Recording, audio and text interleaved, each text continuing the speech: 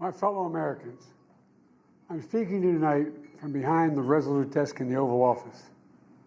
In this sacred space, I'm surrounded by portraits of extraordinary American presidents. Thomas Jefferson wrote the immortal words that guide this nation. George Washington, who showed us presidents are not kings. Abraham Lincoln, who implored us to reject malice. Franklin Roosevelt, who inspired us to reject fear. I revere this office, but I love my country more. It's been the honor of my life to serve as your president. But in the defense of democracy, which is at stake, I think is more important than any title.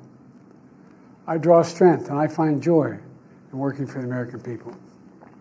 But this sacred task of perfecting our union is not about me. It's about you, your families, your futures. It's about we, the people. We can never forget that. And I never have. I've made it clear that I believe America is at an inflection point. One of those rare moments in history when the decisions we make now will determine our fate of our nation and the world for decades to come. America's going to have to choose between moving forward or backward, between hope and hate, between unity and division. We have to decide, do we still believe in honesty, decency, respect, freedom, justice, and democracy? In this moment, we can see those we disagree with not as enemies, but as fellow Americans. Can we do that? Does character in public life still matter? I believe I know the answer to these questions because I know you, the American people. And I know this, we are a great nation because we are good people. When you elected me to this office, I promised to always level with you, to tell you the truth. And the truth, the sacred cause of this country is larger than any one of us. And those of us who cherish that cause, cherish it so much, a cause of American democracy itself, must unite to protect it. You know, in recent weeks, it's become clear to me that I need to unite my party in this critical endeavor. I believe my record as president, my leadership in the world, my vision for America's future, all merited a second term. But nothing can come in the way of saving our democracy. That includes personal ambition. So I've decided the best way forward is to pass the torch to a new generation. That's the best way to unite our nation. You know, there is a time and a place for long years of experience in public life. There's also a time and a place for new voices, fresh voices, yes, younger voices. And that time and place is now. Over the next 6 months, I'll be focused on doing my job as president. That means I'll continue to lower costs for hardworking families, grow our economy. I'll keep defending our personal freedoms and our civil rights, from the right to vote to the right to choose. I'll keep calling out hate and extremism. Make it clear there is no place in America for political violence or any violence ever, period. I'm going to keep speaking out to protect our kids from gun violence. Our planet from climate crisis is the existential threat. And I will keep fighting for my cancer moonshot so we can end cancer as we know it, because we can do it.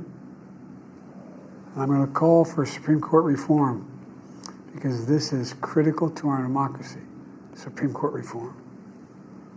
You know, I will keep working to ensure America remains strong and secure and the leader of the free world. I'm the first president in this century to report to the American people that the United States is not at war anywhere in the world.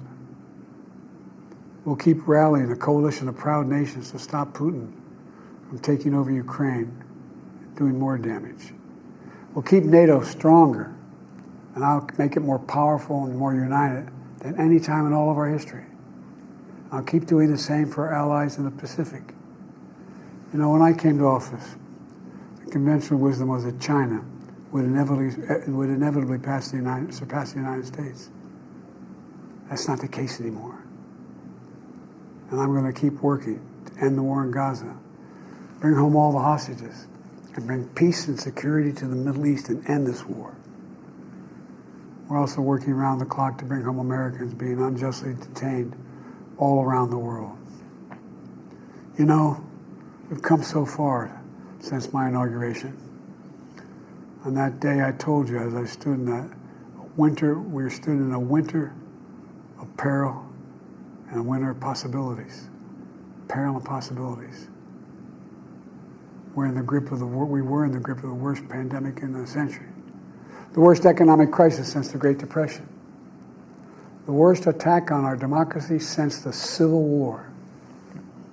But we came together as Americans, and we got through it.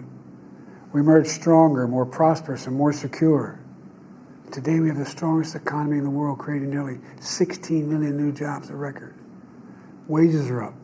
Inflation continues to come down. The racial wealth gap is the lowest it's been in 20 years. We're literally rebuilding our entire nation, urban, suburban, rural, and tribal communities. Manufacturing has come back to America. We're leading the world again in chips and science and innovation. We finally beat Big Pharma after all these years to lower the cost of prescription drugs for seniors. And I'm going to keep fighting to make sure we lower the cost for everyone, not just seniors. More people have health care today in America than ever before. And I signed one of the most significant laws helping millions of veterans and their families who are exposed to toxic materials. You know, most significant climate law ever in the history of the world. The first major gun safety law in 30 years. And today, the violent crime rate is at a 50-year low. We're also securing our border. Border crossings are lower today than when the previous administration left office. I've kept my commitment to appoint the first black woman to the Supreme Court of the United States of America. I also kept my commitment to have an administration that looks like America and be a president for all Americans. That's what I've done. I ran for president 4 years ago because I believed and still do that the soul of America was at stake. The very nature of who we are was at stake. And that's still the case. America's an idea. An idea stronger than any army, bigger than any ocean, more powerful than any dictator or tyrant. It's the most powerful idea in the history of the world. That idea is that we hold these truths to be self-evident. We're all created equal, endowed by our Creator with certain inalienable rights: life, liberty, pursuit of happiness. We've never fully lived up to it, to this sacred idea, but we've never walked away from it either. And I do not believe the American people will walk away from it now. In just a few months, the American people will choose the course of America's future. I made my choice. I've made my views known. I would like to thank our great Vice President Kamala Harris. She's experienced, she's tough, she's capable. She's been an incredible partner to me and a leader for our country. Now the choice is up to you, the American people. When you make that choice, remember the words of Benjamin Franklin hanging on my wall here in the Oval Office, alongside the busts of Dr. King and Rosa Parks and Cesar Chavez. When Ben Franklin was asked, as he emerged from the convention going on, whether the founders have given America a monarchy or republic, Franklin's response was, a republic, if you can keep it. A republic, if you can keep it. Whether we keep our republic is now in your hands. My fellow Americans, it's been the privilege of my life to serve this nation for over 50 years. Nowhere else on earth could a kid with a stutter, from modest beginnings in Scranton, Pennsylvania, and Claymont, Delaware, one day sit behind the resolute desk in the Oval Office as President of the United States. But here I am. That's what's so special about America. We're a nation of promise and possibilities, of dreamers and doers, of ordinary Americans doing extraordinary things. I've given my heart and my soul to our nation, like so many others. I've been blessed a million times in return with the love and support of the American people. I hope you have some idea how grateful I am to all of you. The great thing about America is here, kings and dictators do not rule, the people do. History is in your hands. The power is in your hands. The idea of America lies in your hands. We just have to keep faith, keep the faith, and remember who we are. We're the United States of America, and there's simply nothing beyond our capacity when we do it together.